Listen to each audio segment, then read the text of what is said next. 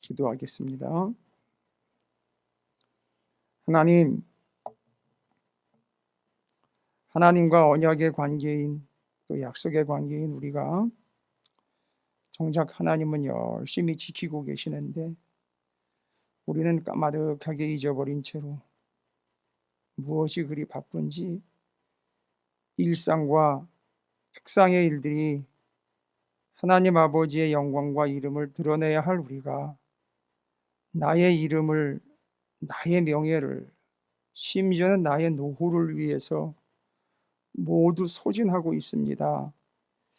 이 땅에 썩어 없어질 것들이 하나님의 천국문 앞에서 죄다 거부당할 때 우리의 마음이 어떠할지, 심지어는 그 문이 천국문일지 지옥으로 향하는 문일지도 모르는 불확실한 신앙의 근거를 가지고 살아가고 있는 마음 아픈 이들을 늘 바라보며 기도하며 또 주님께 아뢰이며 간구합니다. 우리 찾으시는 교회 사랑하는 성도들 모두 이미 임한 하나님의 나라 곧 천국에 들어가게 하여 주시옵시고 언제 어디서든 주 예수 그리스도의 증인들로 죽음을 각오한 자들이 되게 하여 주시옵소서. 지금 겪고 있는 모든 일들을 통하여 성숙하게 하시고 특별히 지금 이제 주시는 말씀들을 통해서 더욱 자라게 하여 주시옵소서. 우리 안에서 우리의 보모가 되시고 나를 이끄시며 인도하시는 성령께서 성숙한 자답게 성령의 열매 또 성숙함의 행실의 열매들로 풍성하게 하여 주실 줄로 믿습니다. 세상에 죽어가는 이들이 그 열매의 맛을 보게 하여 주시옵시고 우리도 세상에 썩어질 것들과 없어질 것들로 먹고 만족하는 불량식품의 존재가 아니라 하나님이 하늘로부터 내려주신 만나인 생명의 양식을 먹고 생명을 얻으며 누리는 풍성한 자들이 되게 해 주시옵소서. 혹시 지금도 여전히 나를 얽어매고 있는 것들로 고민하며 안절부절하며 어리둥절해하고 있는 이들이 있다면 오늘 말씀으로 자유케 하여 주시옵시고 온전케 하여 주시옵소서. 사랑하는 하나님의 백성들이 대대로 모여 함께 말씀을 받습니다. 오늘 어려서부터 성경을 배운 그리고 그 성경을 알고 있는 디모데를 부르시는 것처럼 우리를 불러 주시옵소서. 그래서 우리에게 하늘의 복을 채워 주시옵소서. 어려운 가운데에도 이렇게 예배의 자리를 잊지 않고 이 자리에 또 방송으로 함께하고 있는 모든 이들을 주님께서 주님의 뜻에 합당케 복을 내려주시고 구별하여 주시고 불러서 하늘의 것들로 채워 주시옵소서. 예수님의 이름으로 간절히 기도 올리옵나이다. 아멘. 할렐루야. 옆에 있는 분 축복하도록 하겠습니다. 실은 갈라디아서 지난 수요일 날 말씀의 4, 5, 6장을 통해서 말씀 나눈 내용입니다. 매였던 것에서 풀려나게 되는 역사에 대한 말씀을 나눴거든요. 지난 수요일 말씀 혹시 기억들 나시나요? 질문 많이 하지 말라 그랬는데 그 질문 많이 안 하고요. 그냥 제가 대답을 쭉쭉 해가겠습니다. 그러면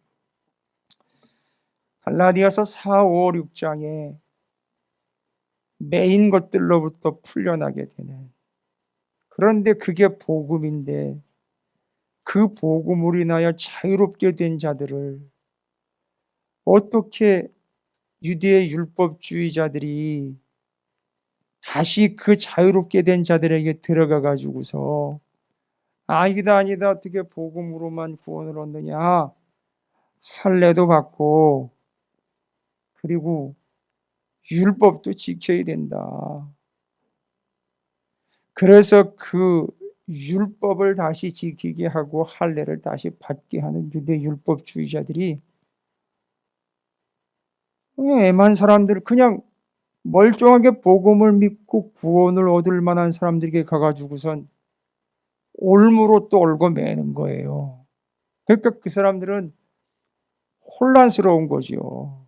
아니 그러면 복음을 믿고 구원을 얻으라는 얘기야? 이걸 행함으로 구원을 얻으라는 얘기야? 혼란을 갖다 준 거예요. 여러분 대답을 한번 해보세요. 이 질문에는 대답하셔야 돼요. 여러분 우리가 어떻게 해서 구원을 얻는 겁니까?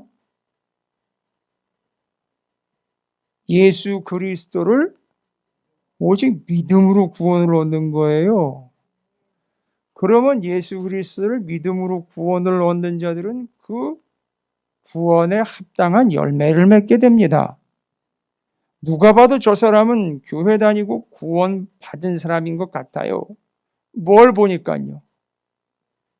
그 사람이 행동하는 걸 보니까 분명 구원받은 사람이 맞아요. 그게 바로 행위로 그 믿음을 증명하는 거예요. 그런데 이걸 거꾸로 해가지고선 그걸 행함으로 구원 얻는다 그러니까, 여러분 행함으로 구원을 얻는다 그러면 구원 얻는데 내가 일을 보탠 거예요. 내가 행해서 구원을 얻으면 내가 구원받는데 뭘 했단 말이에요. 해서 구원받은 거예요. 그럼 그때부터 무슨 일이 벌어지는지 아십니까? 아, 냅둬요. 내가 알아서 할 테니까. 지금 자꾸 잔소리하지 말아요. 내가 알아서 할 테니까. 아, 내가 내 상황에 맞춰 하면 되는 거지. 주님, 뭔데 자꾸 간섭하세요? 내가 알아서 다 한다고요. 내 새끼, 내 집안 문제 내가 다 알아서 할 거예요. 내 직장, 내 노후 문제도 내가 다 알아서 할 거예요. 간섭하지 마세요.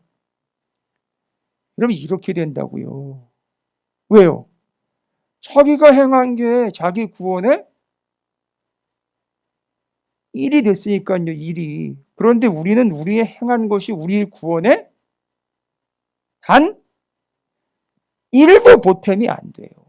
그냥 오직 주 예수 그리스도의 은혜로 구원 얻는데 반드시 그 은혜를, 예수 그리스도를, 그 사실을 믿음으로, 할렐루야. 옆에 있는 분 서로 축복하고 오늘 말씀 나눕니다. 오늘 제목이 매인 곳이 다 벗어진지라. 저는 여러분을 매게 하려고 이 자리에 쓴 게 아닙니다. 저는 여러분이 풀린 자라는 사실을 알려드리기 위해 여기 쓴 거예요. 그렇죠? 제가 매인 놈 같아요? 풀린 놈 같아요? 아, 그 뒤에다가 뭐 잘못 붙였나요?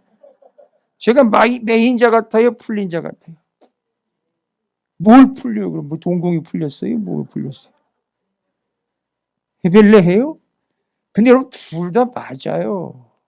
이제 오늘 본문 말씀을 통해서 우리는 이미 풀렸고 동시에 매였다. 이제 이걸 제가 말씀드리려고 그래요.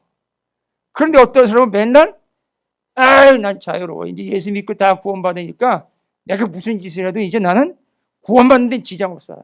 에이 단 하등의 지장도 없어. 난 이미 예수를 믿기 때문에 구원 확실해. 내가 뭘 어떻게 하든 상관없어. 이제는 구원파.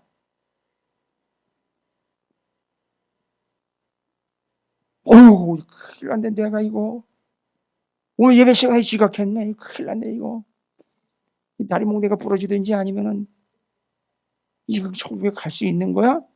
하는 거. 율법주의. 이런 것들이 다 우리의 구원에 방해가 되는 것들이에요. 우리는 오직 믿음으로 구원을 얻어. 보라 이전 것은 지나갔으니 새 것이 되었다. 할렐루야. 옆에 있는 분 이제 축복하도록 할 텐데 뭐라고 축복하느냐. 모든 메인 것이 풀어졌습니다 라고 서로 축복하시기 바라겠습니다. 자, 축복하십시오. 할렐루야. 다시 한번 축복합니다. 풀고 갑시다. 예. 오늘 사도행전 16장은 사도행전 16장 자체가 이제 일정상 15장 36절부터 바울이 2차 선교 여행이 시작이 돼요. 지난번에 13장 14장에서 복음을 가서 전했어요. 그랬더니만 복음 바울이 전해놓은 그 땅에 유대인 율법주의자들이 들어가가지고선 바울이 이랬다며, 바울이 그랬다며, 바울이 저랬다며 하면서 그거 아니야. 첫 번째 그거 가짜고 두 번째 그놈이 가짜야. 이렇게 얘기를 해버린 거예요. 그거는요, 복음이 가짜고 바울이 가짜라는 거예요. 아이고, 이게 속 터질 일 아닙니까? 바울이 없는 데서 그딴 소리를 해야 되니? 그걸 가만둬야 돼, 그거? 그럼 뭐 하나님이 알아서 하시겠지, 그거야. 자, 그때 바울이 이 심각한 문제를 가지고 예루살렘에 보고하러 갔다가 예루살렘에서 야, 이거 큰일 났다. 이 문제는 반드시 정리를 하고 넘어가야 되겠다 해서 회의를 모였어요. 그래가지고 처음으로 1차 종교회의가 예루살렘에서 모여가지고 야, 이제 더 이상 이방인 복음 전하고 난 다음에 구원받은 사람들한테 뭐 지켜라 뭐 받아라 이런 얘기 절대 하지 마. 그 할례 받고 율법 지키는 거는 그냥 율법 지키고 할례 받았던 우리 선에서 끝나자. 유대인들, 혹시 유대인들 가운데 자기가 그렇게 하는 게 자기 믿음에 도움이 된다면 그렇게 하라고 그래라. 그러나 원칙은 뭐냐면 그렇게 해서 구원받는 게 아니고 이런 쓰레기도 예수님의 은혜로 구원받았다라는 그 믿음 가지고 구원받는 거니까 이방인들 귀찮게 하지 말자.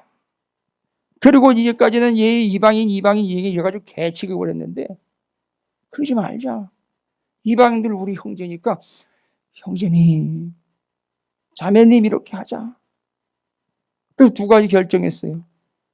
오직 믿음으로 다 구원 얻는 거하고 그리고 우리의 형제고 우리가 자매다.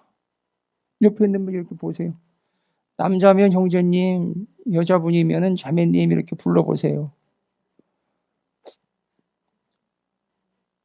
왜요? 성적 정체성에 문제가 있어요? 우리 형제 자매님들 주님의 이름으로 사랑합니다. 그 믿음으로 구원을 얻은 게 이제 이방인들이에요. 그러니까 지금 다른 얘기 거기다가 하면 안 되죠. 오직 믿음, 주님의 은혜로 구원을 얻었어요. 그리고 형제가 되었습니다. 그게 결정된 사항이라고요. 그 결정된 사항을 가지고 2차 선교여행을 나서는 거예요.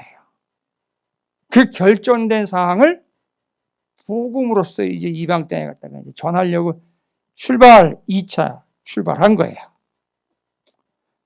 2차는요, 앞에서 바울과 바나바가 1차 때 마가라는 그 바나바의 조카의 젊은 친구가 이 험한 여정을 따라오다가 중간에 되돌아가 버렸어요. 그게 선교팀에는 적지 않은 혼란을 가져왔겠죠. 쭉 따라오다가 그게 중간에 훅 하고 돌아가 버리니까 난감한 거 아닙니까? 그런데 그게 이제 바울과 바나바는 자기 조카니까, 근데 바울은 선교팀을 이끌어 가야 되니까 되게 뭐라 했어요. 그러나 결론은 뭐냐? 마가는 아직 어리고 성숙하지 못했기 때문에, 미성숙했기 때문에 그렇다 치자. 그래서 넘어갔는데 2차 선교여행 출발할 때 바나바가 이제 마가를 또 데리고 가자는 거예요. 바울은 안 된다는 거예요. 일정상 지금 그렇게 해서 일정에 차질을 줄 수 있을 그런 행동을 했던 그 사람은 데려갈 수 없다는 거예요. 어쩔 수 없이 바나바가 마가를 데리고 바울과 각각 다른 경로로 출발을 해요. 이렇게 시작이 됐어요. 그리고 16장으로 넘어오면서는 바나바의 이야기가 아니라 바울을 중심으로 내용이 기록이 돼 있어요. 그럼 바울이 어떻게 선교 여행을 가는지를 한번 16장 쭉 보겠습니다. 그런데 16장에 동네를 옮겨가면서 복음을 전하는데 장소는 여러 장소로 옮겨 다니지만 가가지고 바울이 복음을 전했더니 딱 두 가지 역사가 나타나더라는 거죠. 전하는 중에 전하면서 두 가지 기억하셔야 돼요. 16장에는 16장 시작하면서 타이틀이 뭐라고 기록되어 있습니까, 여러분? 바울이 디모데를 데리고 가다라는 거예요. 그러니까 그 이전에는 디모데를 데리고 가지 않았던 거예요. 2차 때 디모데 데리고 갑니다. 이제 여러분, 남이 배 타고 걸어서 여행 다닌 걸 왜 내가 살펴야 됩니까? 라고 짜증내지 마시고요. 바울이 간 게 아니라 바울이 뭘 가지고 갔습니까? 복음을 가지고 갔다고요. 여러분, 제가 저쪽에 전방 쪽에서 근무를 했는데 군 시절 때 군대 얘기하려고 하는 거 절대 아니에요. 벌써 눈동자가 요동치는 분들이 계시네. 이 남자들 군대 얘기에 상처 입은 여성분들을 삼가 조의를 표합니다. 죄송해요.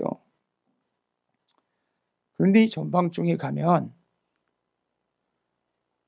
복장과 마크를 보면 어느 부대, 심지어는 몇 중대, 어디든 분대까지도 나와 있는 것, 그런 게 표시가 다 돼 있어요, 옷에. 그 딱 보면 어느 중대, 무슨 부대에 몇 사단에 이게 다 나와 있어요, 마크에.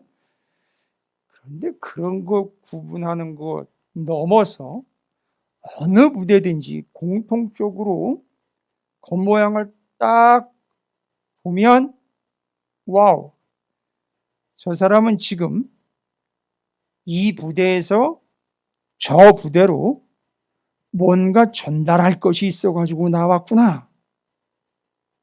그래서 전달해야 하는 상황 가운데 잠시 시내에 지금 들른 거구나.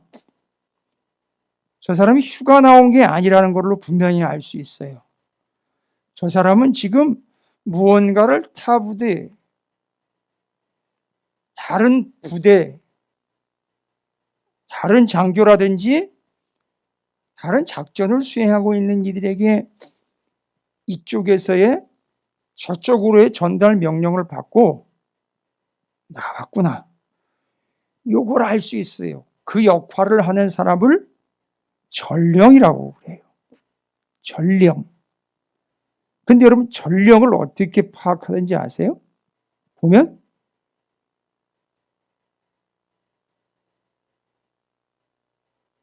잘 모르시나요?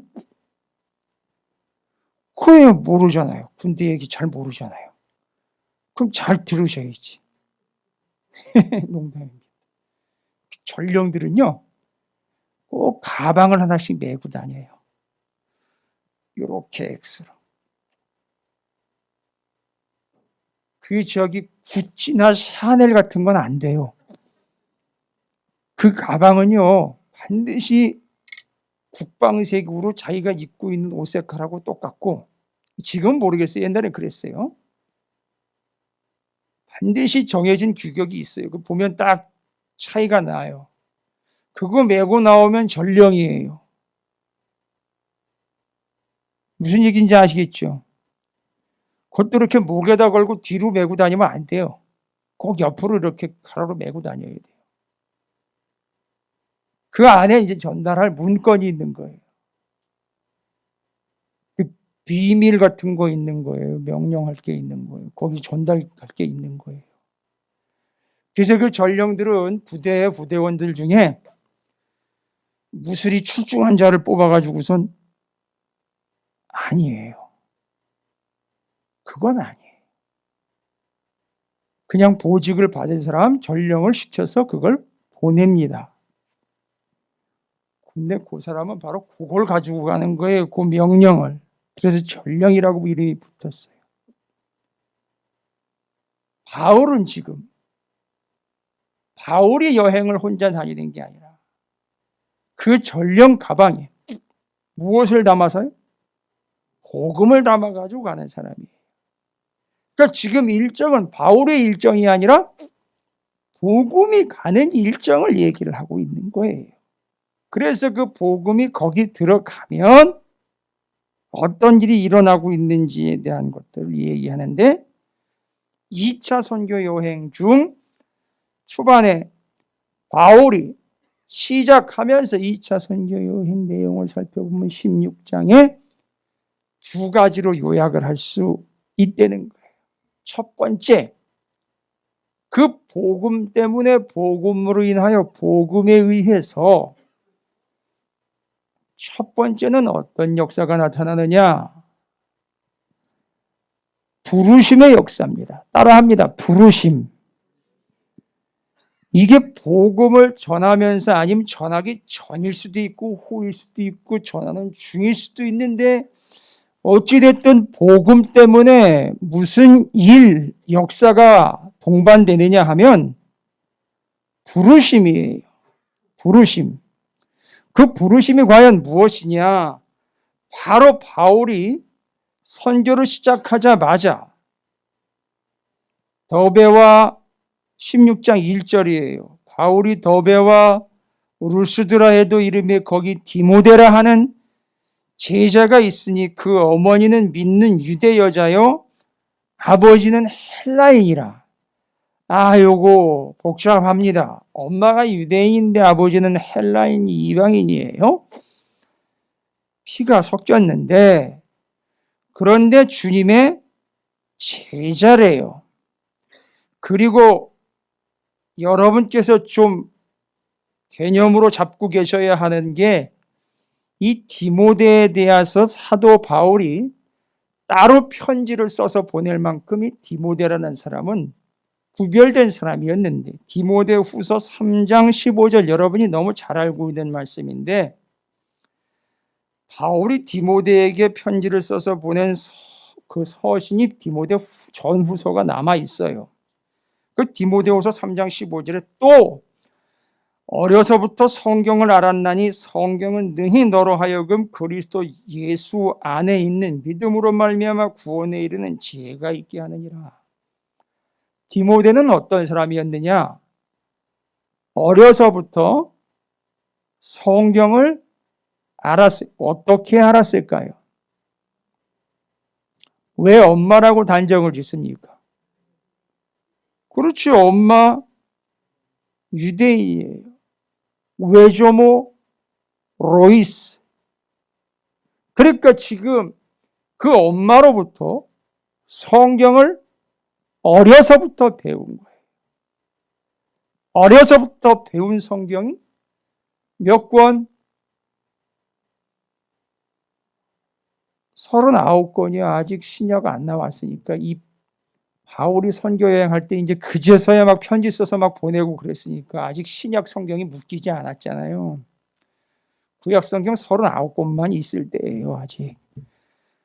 그걸 어려서부터 얼마나 공부를 했는지 39권을 줄줄줄줄 꿰고 있어요. 바울이 더베 루스드라에 와보니까 이미 1차 선교 여행 때 바울의 눈에 이미 들어왔어요, 디모데가. 그런데 얘기를 해보니까 이 대단한 친구예요. 그런데 이 디모데는 2절에 루스드라와 이고니온에 있는 형제들에게 칭찬받는 사람이래요. 참 또 놀랍네. 칭찬받다라는 말은요, 마르트레오라는 단어인데 헬라어로 마르트레오라는 마르투스, 증인이란 말인데 마르투스는 순교자로부터 왔어요. 증인이래요. 아니, 여기 형제들에게 칭찬받는 자인데 그 칭찬받다라는 말이, 칭찬받는 자라는 말이 마르투레오. 사람들이 디모데를 다 뭐 해줘요? 예? 칭찬하는데 헬라어로는 마르투레오, 증언하다, 증인이란 뜻이에요. 디모데 주변에 있는 모든 사람들이 다 누구의 뭐가 된다는 거예요? 아니, 사람들한테 디모데가 칭찬받는 자라면서요. 사람들이 디모데를 뭐 한다는 거예요? 아이, 그렇죠. 증언해 주는 거예요. 디모데를 누가 와가지고, 야, 디모데 알아? 물어보면 사람들이 뭐라고 대답한다는 거지요? 디모데야말로 예수님의 증인이지. 이렇게 증언을 해준다는 거예요. 사람들이 증인 되어줘. 그런데 디모데가 바로 사람들이 왜 그 사람을 증언해주고 증인이 되어주냐면 디모데가 예수의 증인이기 때문에 사람들이 그 디모데는 예수 믿는 자가 확실하다고 증언을 해준다는 거예요. 인정받는 사람이라는 거예요. 바울이 그걸 봤어요. 더구나 어려서부터 성경을 알아가지고선 예수가 누구인지를 아는 거예요. 아니, 예수가 누구인지를 어떻게 알아요? 뭐만 읽었는데. 구약성경 39권을 읽고 거기 바울이 왔을 때 여러분 들으세요. 복음입니다 라고 복음이 무엇인지를 쭉 설명을 했더니만 구약 39권에 예시되었던 그 모든 내용들에 예수 그리스도가 이제 올 거라는 내용이 쭉 있었는데 디모데가 그걸 딱 듣자마자 내가 공부했던 39권에 전부 다 예수에 대한 이야기였구나. 와우, 이게 예수님이 분명히 구약성경에 기록되어 있었네 하고 디모데가 바울이 복음 전하자마자 바로 듣고 주님을 영접했다는 거예요. 아니, 그 이전부터 이미 예수를 알고 믿고 있었던 거예요. 그러니까 바울이 와가지고 바울이 디모데한테 와가지고 ATC 이거 나이는 어리죠. 청년이지. ATC 나랑 한번 해볼래? 같이. 뭘요? 너 잘하는 거 있잖아. 디모데가 잘했던 게 뭐예요? 좀 전에 얘기 드렸잖아요. 예수를 증언하는 거는 나랑 같이 할래 했더니만 글쎄 좀 고민을 좀 해봐야 되겠는데 소도 길러야 하고 밭도 갈아야 하고 이런 얘기를 한 게 아니고 바로 따라 나선 거예요. 뭔 얘기인지 아셔요? 근데 아까 얘기 드렸죠. 바울은 바울이 아니라 바울이 가지고 갔던 복음이에요. 복음이 디모데를 만났더니만 디모데가 그냥 바로 어려서부터 성경을 공부한 탓에 성경 39권에 기록된 예수 그리스도를 이제 뭐 하는 자로? 함께 증언하는 자로 부르심을 받은 거예요. 할렐루야! 예, 맞아요. 16장 제가 말씀드렸죠. 부르심의 역사라고. 할렐루야! 여러분, 오늘 여러분은 이 예배의 자리에 어떻게 오셨습니까? 전철 타고 물 건너 땅을 딛고 그 먼 데서 여기까지 어떻게 왔냐? 자전거 타고 오거나 차를 타고 오거나 택시를 타고 오거나 버스를 타고 오거나 전철을 타고 오거나 그런 걸 얘기를 하는 게 아니라 여기 오기까지 그 전 과정을 다 살펴보니 여기 어떻게 왔느냐? 주님이 불러서 온 거예요. 할렐루야. 그 부르심이라는 겁니다. 여러분, 그 부르심의 역사가 사도행전 16장에 이제 쭉 아주 줄줄이 다 기록되어 있어요. 복음을 전할 때 여러분 무슨 역사가 나타난다고요? 부르심의 역사입니다. 자, 또 부르심의 역사는 바울에게 나타났어요. 바울은 이미 선교사로 불렀는데 아니요. 선교사로 이미 불렀는데 바울은 계획된 선교 경로가 있었어요. 그런데 이 선교 경로가 확 틀어져 버려요. 잠 한 번 딱 자고 나니까 완벽하게 달라져 버려요. 꿈에 저 마게도니아인 저 유럽 사람이 꿈에 나타나가지고 이리로 올라와서 우리를 도와달라는 한 사람이 꿈에 나타난 거예요. 이게 뭔가 싶어가지고 그 16장 6절부터 10절까지 얘기해요. 바울이 환상을 보다. 건너와서 우리를 도우라. 16장 9절 끝부분에 16장 10절 바울이 그 환상을 보았을 때 우리가 곧 마게도냐로 떠나기를 힘쓰니 이는 하나님이 저 사람들에게 뭘 전하라고요? 복음을 전하라고 우리를 뭐 했대요? 부르신 줄로 인정합니다. 오, 사도 바울을 이제 어디로 어떻게 했다고요? 자기는 옛날에 복음 전했던 데를 가가지고 다시 그 사람들 세우는 작업을 좀 해볼까 이랬는데 하나님의 계획은 뭐였던 거죠? 복음이 전해지지 않은 마게도니아, 유럽이에요, 유럽.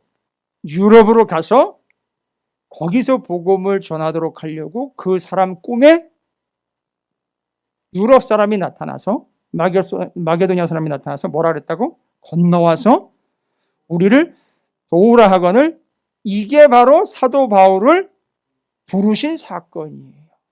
할렐루야. 여러분의 계획은 거길로 가고 그거 하는 거고 그거 되는 게 목적일 수 있어요. 그러나 하나님은 여러분에게 늘 복음을 주시면서 다른 방향으로 부르실 수도 있습니다. 잊지 마세요. 제발 고집 피우지 좀 마세요. 하나님은요, 이렇게 완벽하게 꺾어서 다른 걸로 부르실 수도 있다고요. 글로 부르시든 이쪽으로 부르시든 명백한 사실은 뭐냐? 하나님이 디모데도 부르셨고 바울도 부르신 거예요. 오늘 여러분도 예배의 자리로 부르신 거예요. 부르신 곳에서 감사합니다. 나는 예배하네. 그러니까 예배하라고 부르신 거예요. 방송 보시는 분들 여러분 편하라고 부르신 게 아니에요. 예배하라고 부르신 거예요. 코로나 초창기 때는요, 여기 강대상에서 사회 보는 목사님, 말씀 전하는 목사님, 기도하는 장로님, 성경 봉독하는 장로님, 권사님들 여기 올라온 분들이 죄다 울면서 예배했어요. 코로나 초기에 예배 드리지 못하게 할 때, 제한했을 때 전부 울었다고. 얼마 전에 들려온 소식에 의하면 여기 올라와 울던 그분들이 목사님, 보시면은 편하대요. 이렇게 됐대요. 참 핑계가 좋은 거지. 분명한 이유는 있어요. 코로나라는 이유는 있는데 그게 이유가 아니라 이제 핑계가 돼버렸어요. 아주 편안해졌어요. 여러분 그건 주님의 부르심은 아닐 거예요. 그거는. 그 자리가 됐든 여기가 됐든 여러분을 주님이 부르신 줄로 믿습니다. 또 부름의 이야기는 여기서 멈춰지진 않습니다. 잘 보십시오. 16장 11절 그래서 어디로 가요? 유럽으로 갑니다. 유럽으로 가가지고 유럽의 첫 성인 어디로 들어가느냐 하면 빌립보라는 동네로 들어가요. 빌립보라는 동네에 가보니까 기도할 데도 없는 거예요. 처소가 없어요. 예배할 때는 뭐 물론이고 기도할 데도 없는 거예요. 그런데 거기서 누구를 만났느냐 하면 루디아라는 여인을 만났어요. 참 부자예요. 옷감 장사인데 주로 고위 공직자들을 상대로 하는 사람이에요. 그래서 이 사람은 특별한 이윤을 남겨 먹거나 거짓으로 장사하는 사람이 아니라 참 신실했던 사람인 것 같아요. 투기 같은 거 안 하고 그냥 신실하게 옷감을 팔고 있었던 그 루디아가 16장 14절 두아디라실에 있는 자색 옷감 장사로서 하나님을 섬기는 루디아라는 한 여자가 바울이 복음을 전할 때 어떻게 했어요? 그걸 듣고 있을 때 주께서 그 마음을 열어 바울의 말이 뭐예요? 복음을 따르게 하신지라 해서 15절 그와 그 집이 다 세례를 받고 우리에게 청하여 이르되 만일 나를 주 믿는 자로 알거든 내 집에 들어와 유하라 하고 강권하여 머물게 하니라. 자기 집으로 이 선교팀을 다 모신 거예요. 그러니까 지금 루디아가 바울이 전한 복음을 듣고는 루디아와 함께 그 집에 있는 모든 인원이 전부 다 어떻게 했대요? 세례까지 받았대요. 와, 이 놀라운 거 아닙니까? 그러니까 지금 사도행전 16장에 바울을 불러 일정을 꺾은 하나님이 누구를 또 그 다음 타자로 불러대냐면 루디아와 그의 집 전부를 부르신 거예요. 그래가지고 뭐 하셨죠? 복음으로 예수를 믿게 하고 믿었다라는 증거로 뭘 줬어요? 세례를 줬단 말이죠. 여러분 이거 부른 거예요? 자진납세한 거예요? 부르신 거예요? 하나님이 부르셨다고요. 바울을 통해서 바울이 뭐 할 때? 복음 전할 때 그걸 들었잖아요. 여러분 지금 뭐 할 때 어떤 역사가 나타난다 그랬어요? 복음을 전할 때 부르심의 역사가 나타난다고 그랬잖아요. 할렐루야. 여기서 끝나지 않습니다. 그 뒤로 이것도 그 빌립보라는 동네에 있다 보니까 문제가 생겼네요. 그 동네에 귀신 들린 여자 아이를 점치는 여종을 데려다가 점을 쳐가지고 귀신이 그 안에서 이제 농간을 부리는 거죠. 그걸 이윤으로 챙기고 있던 장사꾼이 하나가 있었는데 이건 놀랍게도 그 귀신 들린 여종을 바울이 불러가지고 그 귀신을 내어 쫓고 내버려 두면 그 점치다가 귀신한테 잡아먹힐 인생인 그 여종을 부르셔서 귀신 내어 쫓고 구원을 시켰습니다. 여종을 부르신 거예요. 그때 귀신 들렸던 아주 무너질 대로 무너지고 망가질 대로 망가진 한 여인을 복음으로 불러낸 겁니다. 그런데 거기서 그거 했다고 바울과 실라가 그 동네 감옥에 갇혀버려요. 관리들이 구속을 시켜버립니다. 그런데 기가 막힌 거는요, 가두어두고 25절입니다. 한밤중에 바울과 실라가 기도하고 하나님을 찬송하며 죄수들이 듣더라. 이에 갑자기 큰 지진이 나서 옥토가 움직이고 문이 곧 다 열리며 모든 사람의 매인 것이 다 벗어진지라 하고 바울과 실라가 감옥에서 나가게 되었고 여기를 지키던 간수장이 이 사실을 알게 되었고 이제 나는 죽었구나 칼 빼서 자살하려고 하는데 스탑 멈춰라 하고 그 간수를 만나 이제 나는 죽게 되었으니 어떻게 해야 됩니까? 라고 물어봤을 때 29절 간수가 등불을 달라고 하며 뛰어들어가 무서워 떨며 바울과 실라 앞에 엎드리고 그들을 데리고 나아가되 선생들이여 내가 어떻게 하여 구원을 받으리이까 하거늘 이르되 주 예수를 믿으라 그리하면 너와 내 집이 구원을 받으리라 하고 주의 말씀을 그 사람과 그 집에 있는 모든 사람에게 또 누구네 집 얘기예요. 근데 누구네 집 얘기랑 똑같아요. 루디아의 집 얘기랑 똑같아요. 주로 빌립보에서는요, 다 통째로 일어나는 거예요. 통째로. 감옥이 통째로 흔들리고, 루디아의 집이 통째로 믿고, 간수의 집이 통째로 예수를 믿은 거예요. 통째로. 통째로. 그래가지고 어떻게 했어요? 그 밤 그 시각에 간수가 그들을 데려다가 그 맞은 자리를 씻어주고 자기와 그 온 가족이 다 또 뭐 했어요? 세례를 받은 후 그들을 데리고 자기 집에 올라가서 음식을 차려주고 그와 온 집안이 하나님을 믿음으로 크게 기뻐하니라. 할렐루야. 여러분의 집에, 가정에, 가문에 이런 역사가 나타나게 되기를 주님의 이름으로 축복합니다. 와, 그러니까 또 누구를 부르신 거예요?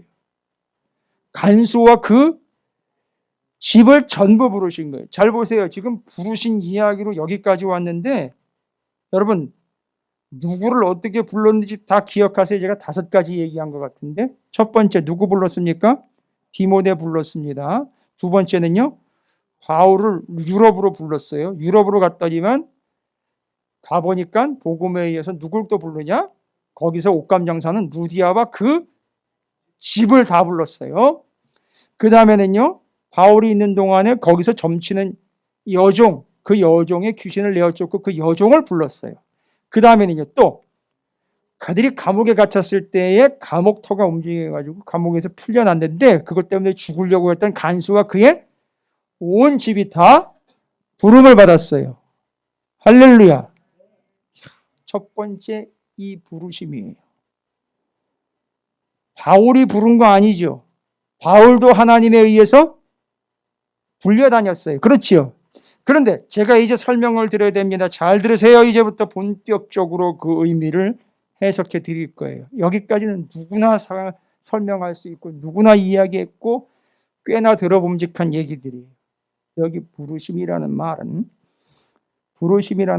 프로스칼레오라는 헬라어예요. 프로스칼레오라는 헬라어는 뜻이 뭐냐 하면 가까이, 누구에게 아주 가깝게, 더 가까이라는 뜻이 있어요. 더 가까이, 누구 곁에, 더 가깝게 누구 곁으로 불러서 땡긴다는 거예요. 불러대는 게.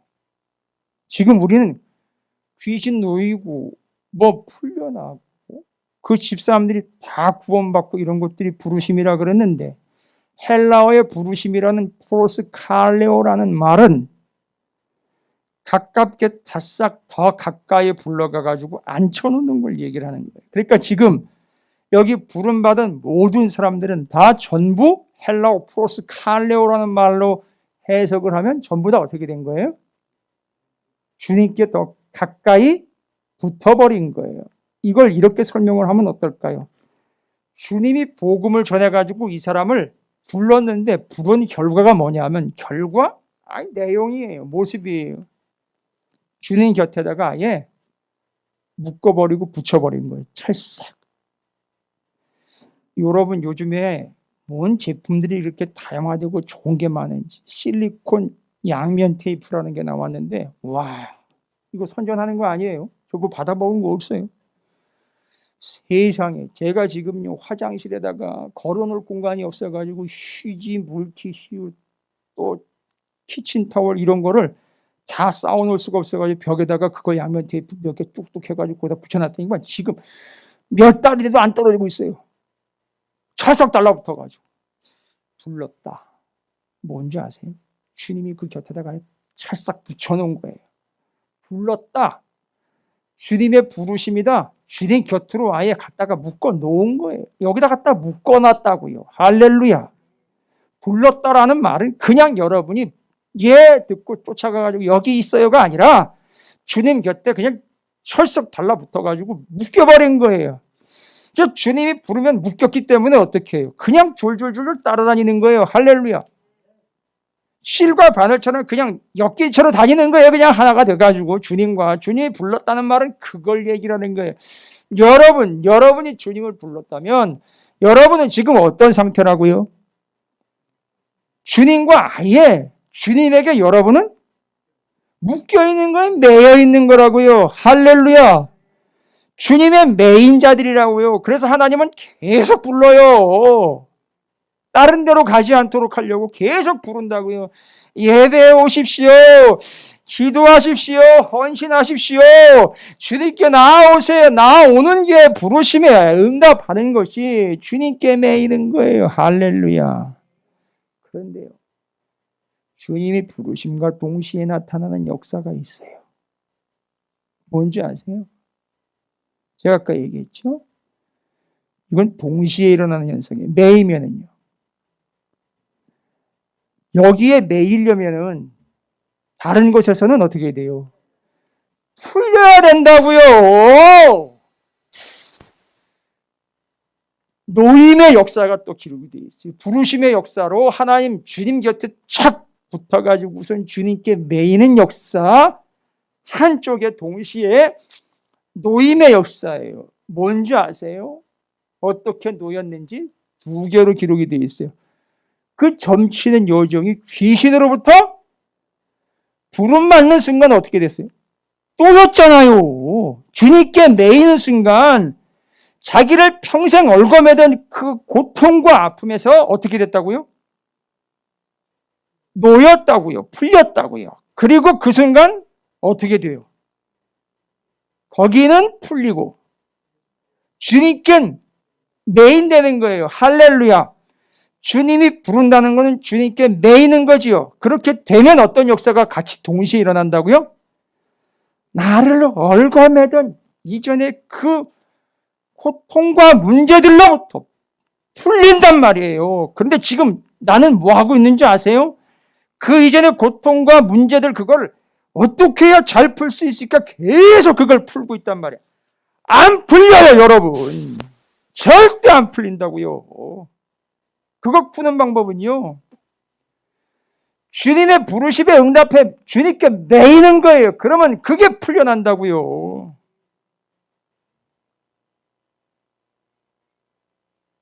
근데 이걸 안 믿어요. 그리고 주님이 왜 부르시는지를 몰라요. 주님의 부르심에 한 번 대답도 안 해요. 그렇게 부르셨는데. 그리고는 거기서 왜 나만 겪는 고난이냐고 맨날 그 기도만 하고 앉아있어요. 여러분 뭐에 매여 계세요? 이거 이미 갈라디아서를 통해서 얘기 한번 했어요. 여러분 뭐에 매여 계세요? 예? 뭐에? 돈이 없어서 좀 걱정스러우세요?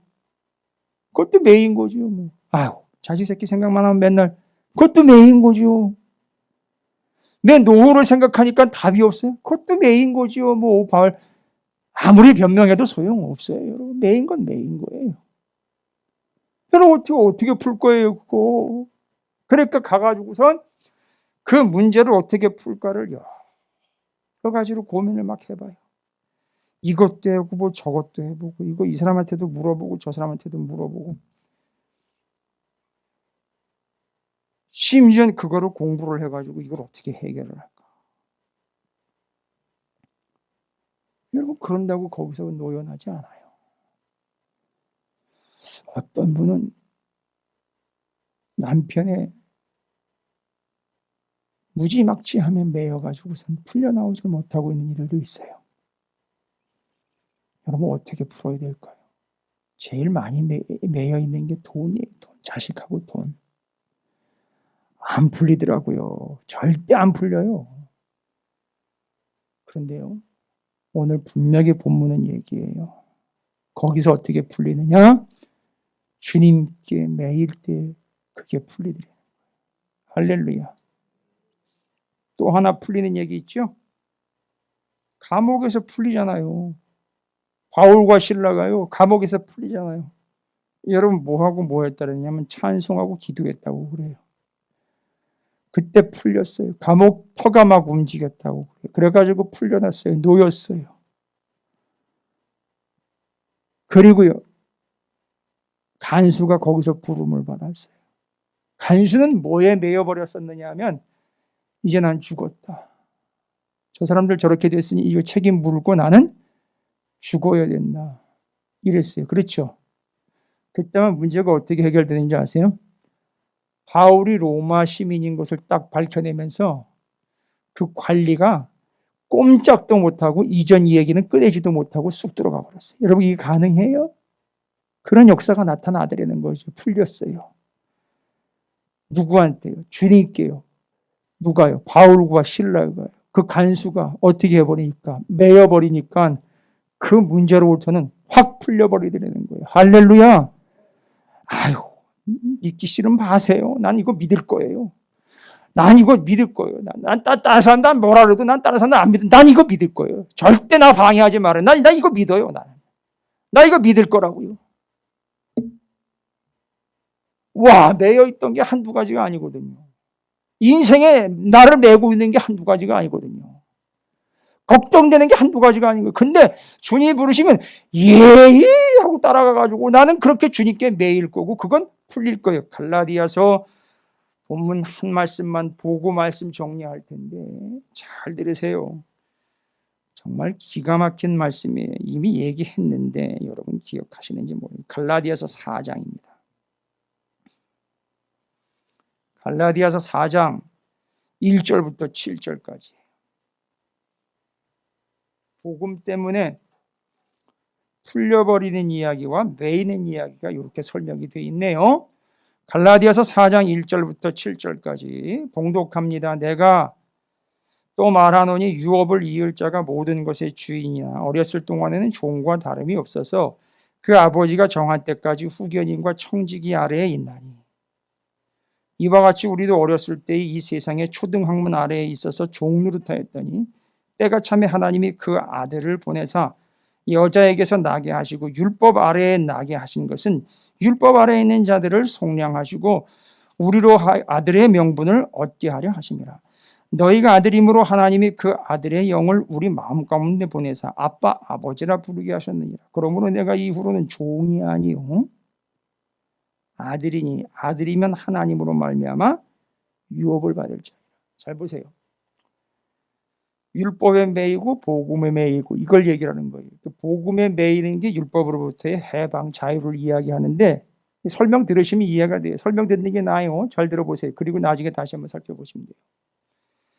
이게 후견인 제도이고 처음에 맞아요. 유대인들과 이 헬라 시대 때 배경에 보면 애가 태어나면 애가 어느 정도 연령까지 자랄 때에는 아버지하고 엄마가 키우는 게 아니라 보모가 여기 보면은 누가 따라붙느냐 하면 후견인과 청지기 가정교사가 따라붙어요. 애한테. 그렇죠? 그러면 이 애는 성인이 될 때까지는 이 후견인과 청지기 가정교사 아래에서 누구 얘기를 들어야 돼요? 그 후견인과 청지기의 얘기를 들어야 돼요. 비록 내가 누구의 아들이지만 주인의 아들이지만 그 사람들 얘기를 들어야 돼요. 언제까지는요? 클 때까지는요. 그러면 이 사람이 다 크잖아요. 이 애가 다 크고 나면 어떻게 되는지 아세요? 놀랍게 다 크게 되면 여기 후견인들과 청지기 가정교사들로부터예요. 풀려나는 게 아니라 이미 컸기 때문에 이 사람은 더 이상 그 사람들한테 이제 배우거나 그 사람들이 보호해 줄 필요가 없이 이제 다 자랐으니 본격적으로 아버지의 아들로서 이제는 명백하게 아버지의 대를 이어갑니다. 그러니까 어느 정도 연령이 미숙하고 어릴 때까지는 그 후견인과 청지기와 가정교사한테 매여 있다가 자라고 난 다음에는 아버지에게 가서 아버지와 하나가 되어버려요. 그리고 그 다음이 중요해요. 어떻게 되는지 아세요? 그전에는 그 연령이 되기 전까지는 후견인이나 청지기나 초등 학문을 가르치는 가정교사가 이야기하면 그걸 들어야 돼요. 애가 주인의 아들이지만. 그런데 이제 커가지고 그들로부터 자유롭게 되고 아버지의 아들로 아버지와 딱 하나가 되고 난다면 어떤 역사가 나타나는지 아세요? 이 애가 자기를 가리켰던 그들을 이리 오너라, 저리 가거라, 이거 해라, 저거 해라라고 오히려 그걸 자기가 컨트롤하고 지배하고 다스린다고요. 그 이전엔 자기가 거기에 매였었는데 그 명령을 따랐어야 되는데 아버지의 아들로 딱 정확하게 성숙하여 하나가 되어 아버지에게 딱 들러붙는 순간 그 자기를 자랄 때까지 가르치고 지도하고 때로는 야단쳤던 그들이 아들의 명령에 좌우되더라는 거예요. 들어보세요. 설명드립니다. 지금 여러분을 묶고 있는 문제들 있지요. 지금 여러분이요. 그 문제 때문에 그 문제가 한번 훅 하고 바람을 불면 막 감기 걸리고 난리도 아니에요. 그 문제에 매여가지고 문제 때문에 그 문제 졸졸졸졸 쫓아다니면서 그 문제 어떻게 해결할까 전전긍긍 난리도 아니에요. 그게 딱 그 모습이에요.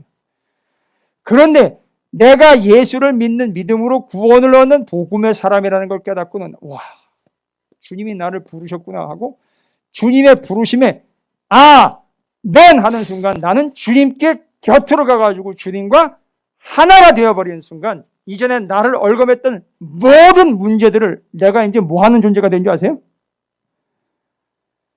이젠 거기에 매이고 흔들리는 게 아니라 내가 그걸 컨트롤한단 말이에요. 이거 하는 사람 이제 나올 거예요. 돈에 매였던 사람이 돈을 컨트롤해서 영원한 하나님의 썩지 않는 것을 위해 투자하는 사람들 나올 거예요. 왕창 벌어서 자기가 얽매였던 것들을 풀어보려고 애쓴 그런 도구로 쓰는 게 아니라 이미 풀려난 그 사람에게 하나님이 하늘을 열어서 쏟아부어 주심으로 그걸 가지고선 어마어마한 하나님의 역사와 능력이 나타나도록 썩지 아니할 영원한 것들을 위하여 그걸 대투자하는 어마어마한 자유한 자, 주님 안에서 부르심에 순종하여 주님께 꽁꽁 맡긴 자들이, 묶인 자들이 나를 얽어맸던 모든 것들을 자유롭게 컨트롤하며 그로부터 벗어나게 될 줄로 믿습니다. 질병이 됐든 돈이 됐든 사업이 됐든 가정이 됐든 관계가 됐든 상관없어요. 묶였던 자 풀리고 주님께 매여 그것들을 되려 다스리는 주님의 자녀가 되시기를 축복합니다. 복음을 전할 때 부르심과 노임의 역사가 나타난 거예요. 그래서 그 부르심은 설명 다시 합니다. 이제 부르심이라는 것은 누구에게 매이는 거예요? 주님께 매이고 문제로부터 노임이 되는 거예요. 그 제목 바꿔야 돼요. 이제 주님께 매임이 곧 문제로부터의 노임이라.